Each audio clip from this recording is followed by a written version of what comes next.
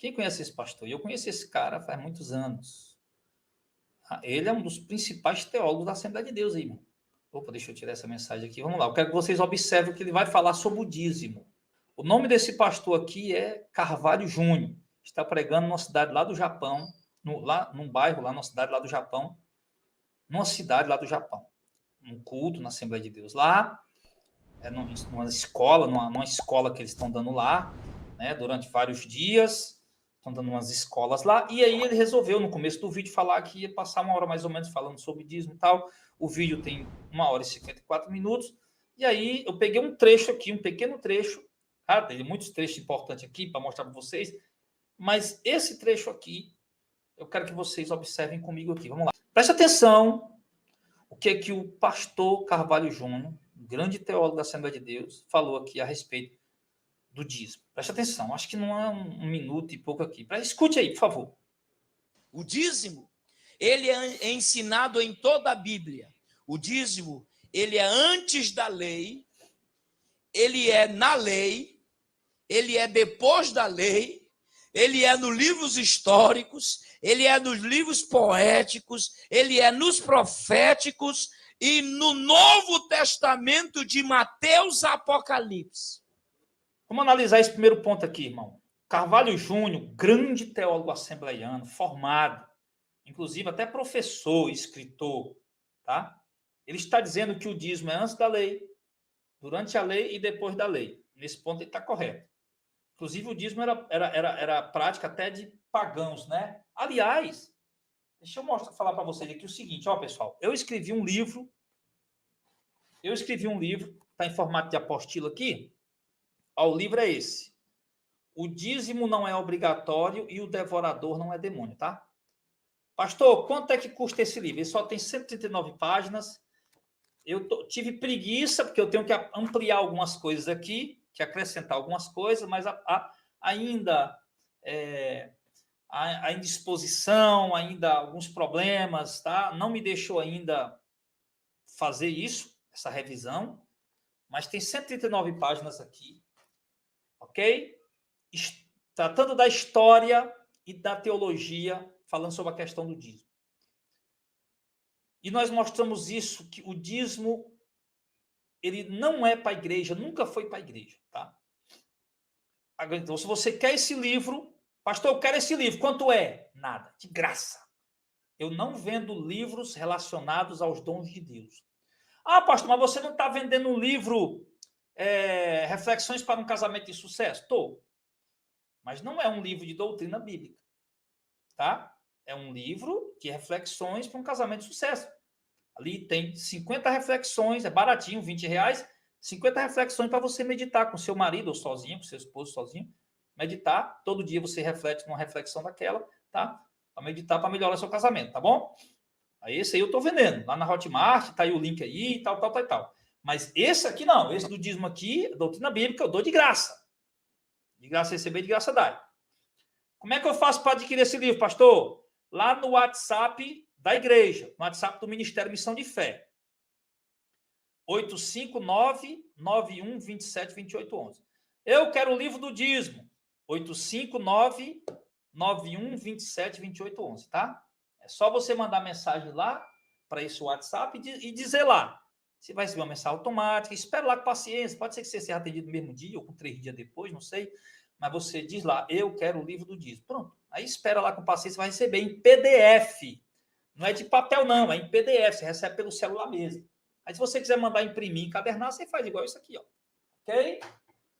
Então, vocês ouviram aí o Carvalho Júnior falou? Deixa eu voltar aqui de novo.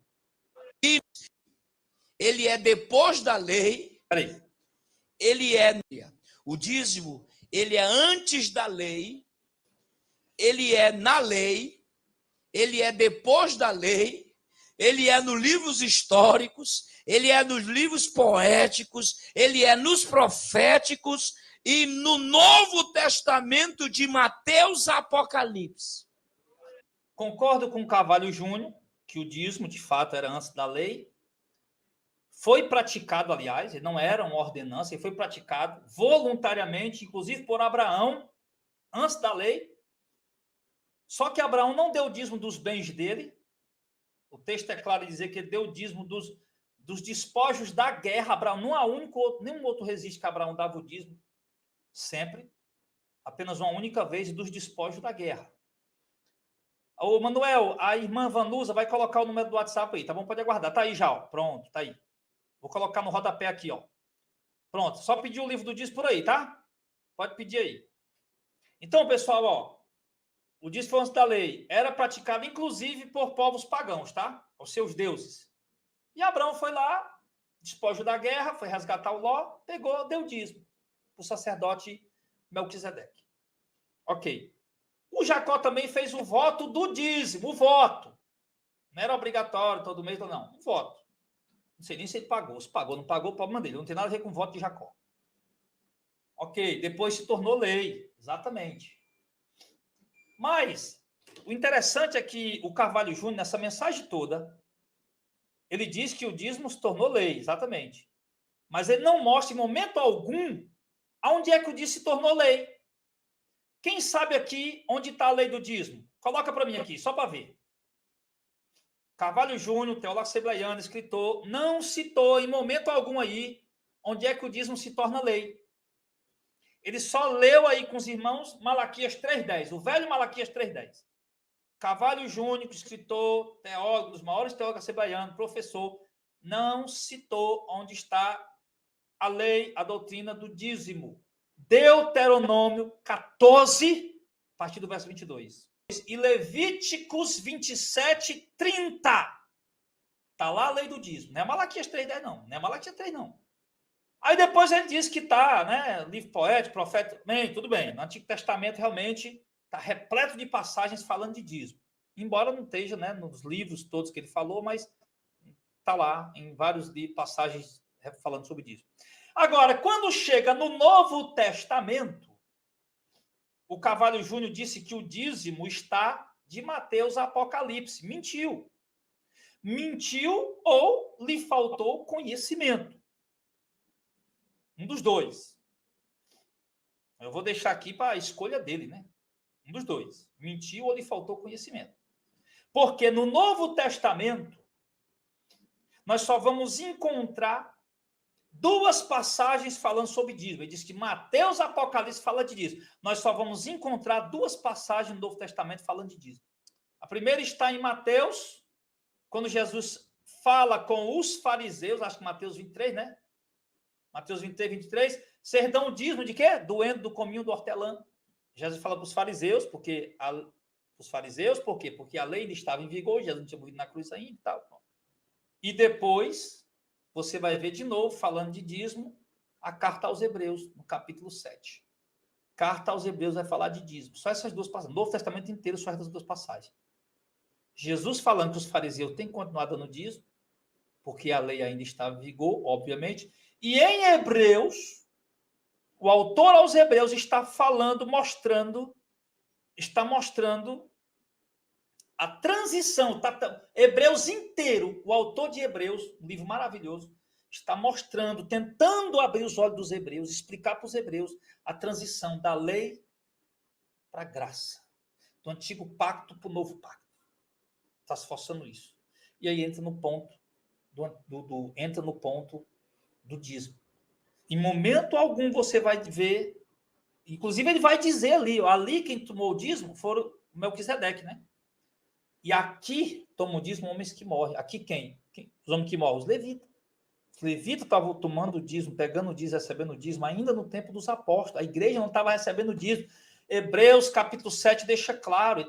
O autor aos Hebreus diz que quem está recebendo o dízimo no tempo ali, no tempo da igreja, no tempo apostólico, não é a igreja, não são os apóstolos. Quem está recebendo o dízimo ali no tempo da igreja, no tempo dos apóstolos, ainda são os levitas. Por quê? Porque o povo judeu não aceitou Jesus como Messias. Os levitas, os hebreus, não aceitaram Jesus como Messias. Eles continuaram exercendo o sacerdócio levítico até o ano 70, quando o templo foi destruído. Então, o povo judeu, a cada 3 anos, continuavam trazendo o dízimo para os levitas, os órfãos, viúvos e os estrangeiros. Quando você lê Deuteronômio 14, do 22 em diante, você vai entender que o dízimo era dado uma vez por ano, era só dos que plantavam e dos que criavam. Quem pescava, quem vendia alguma coisa, não dava o dízimo, não. Era só quem plantava e quem criava. Tirava 10%, e era ele mesmo quem comia lá em Jerusalém o próprio dízimo dele. Durante 2 anos. No terceiro ano, aí sim, ele tirava, dava para o órfão, para a viúva, para o estrangeiro e para o levita. Tá? Então, Carvalho Júnior disse aí que, de Mateus Apocalipse, a Bíblia fala de dízimo, ou mentiu, ou lhe faltou uma pesquisa mais acurada a respeito do assunto. Mas, enfim, vamos lá para outro ponto aí para a gente falar, mostrar. Preste atenção. Preste atenção. Olha, só Jesus. Olha, tem gente que fala. Vou abrir um parênteses aqui para Preste atenção nisso aqui, em nome de Jesus, irmãos. Explicar uma coisa para vocês. Quando às vezes, desde o ano passado, quando eu vim aqui, eu admirei o que vocês tiram um período do tempo antes da oferta de dar uma explicação. E eu fiquei achando interessante. Sabe por quê? Porque tem gente que reclama dessa atitude no Brasil. Mas se você ler os sermões de Jesus, Jesus falou muito em dinheiro, irmão. Ele falou muito em dinheiro. E ninguém sabe disso. No sermão... Realmente ninguém sabe disso mesmo, viu, o pastor? Ninguém sabe mesmo. Ele, de todas as pregações inseridas, colocadas no Sermão da Montanha, 109 vezes ele falou em dinheiro. Aí o pessoal diz assim, não, Jesus não gosta disso, nem que toque nesse assunto. É mentira. Ele foi o primeiro a falar. Está entendendo? Porque ele sabia da importância do dízimo. Irmãos, o Carvalho Júnior está dizendo aí que ninguém sabia, né? Que Jesus foi o que mais falou de dinheiro nos sermões dele. Eu acho que ninguém sabia mesmo, porque isso está na Bíblia, né? Agora, ele disse que no Sermão do Monte, Jesus falou 109 vezes em dinheiro, tá? Eu vou pedir para vocês até me ajudarem, ok? Na sua casa aí. Você pega agora, né? Pega aí, Marcas. Mateus capítulo 5, nós não vamos contar agora, tá? Vou só dizer para vocês onde está a passagem do Sermão do Monte. Mateus capítulo 5. Mateus capítulo 5. Até Mateus capítulo 8. Mateus capítulo 7. Pronto, é Mateus capítulo 5 inteiro, capítulo 6 inteiro e o capítulo 7 inteiro. Pronto, é o Sermão do Monte.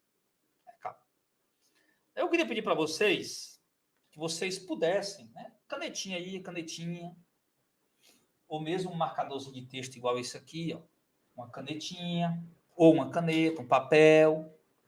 Você ir contando, tá? Quantas vezes Jesus fala de dinheiro, de dízimo e pede dinheiro ao povo ali? Jesus falou de dinheiro 109 vezes no Sermão do Monte. E dessas 109 vezes que o Jesus falou de acordo com o Carvalho Júnior aí, tá? Não é eu, não. Não sou eu que estou falando isso, não. É o Carvalho Júnior. O Carvalho Júnior diz que só no Sermão do Monte, Jesus falou 109 vezes em dinheiro. E insinua que dessas 109 vezes que Jesus falou de dinheiro, ele insinua que ele estava falando de dízimo, pedindo ao povo que desse dinheiro, que desse o dízimo. Eu queria que vocês, que são um povo inteligente, tá?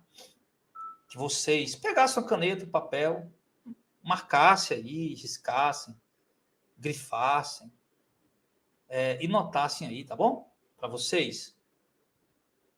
Notassem aí, grifassem aí, tá?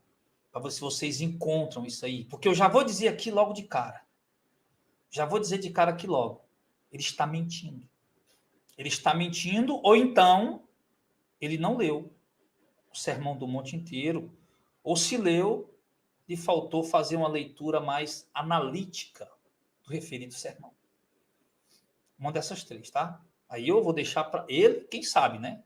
Ele, Deus, é quem sabe qual dos três. Se ele está mentindo, ou se ele não leu o sermão inteiro, ou se ele leu, mas não fez uma leitura mais analítica.